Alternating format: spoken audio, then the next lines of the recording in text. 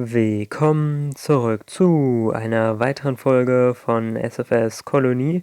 Heute bringen wir wieder ein paar Module zur MS Kolonie und zwar auch wieder mit unserer guten alten Avalon 2b. Hier haben wir die Nutzlastverkleidung. Darunter haben wir ein paar Satellitentürme, ja, Satelliten und Landebeine, die dann eben als Antennen fungieren, und die bringen wir heute zur MS Kolonie. Danach noch ein paar weitere Module, aber dazu kommen wir dann später. Also, los geht's.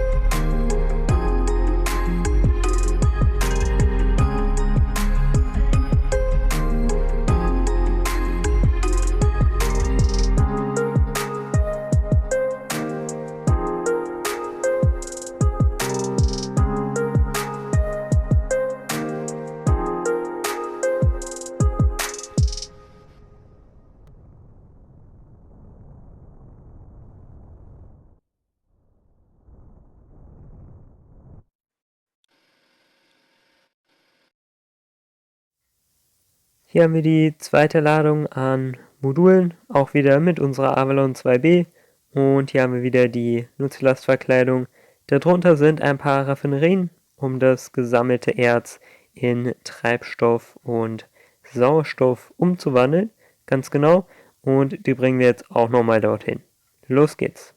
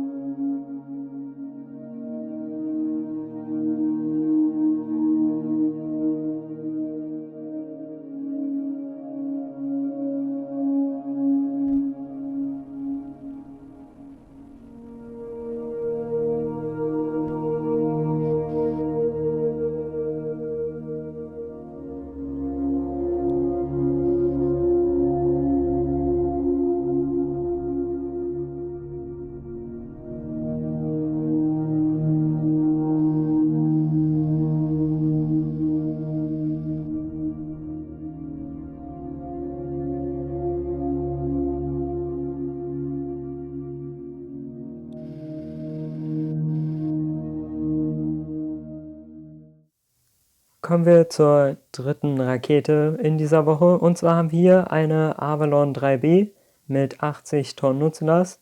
Und hier haben wir eine sehr kleine Nutzlastverkleidung. Darunter haben wir eine ganze Menge Treibstoff, mit dem wir dann unsere Landemodule bei der MS-Kolonie auffüllen wollen.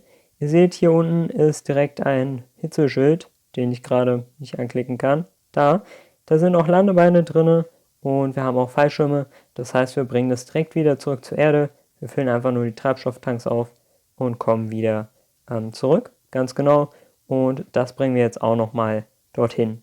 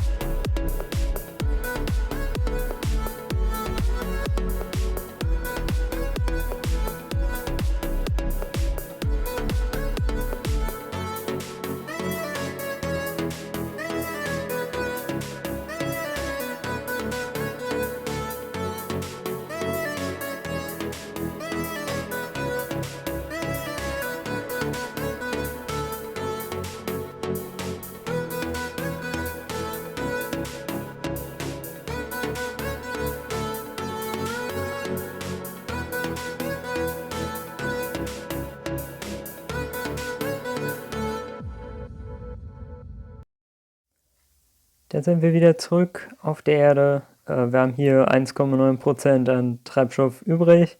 Damit sind wir erfolgreich gelandet. Wie ihr seht, sind alle Teile noch da. Und wir haben natürlich praktisch alle Treibstofftanks aufgefüllt.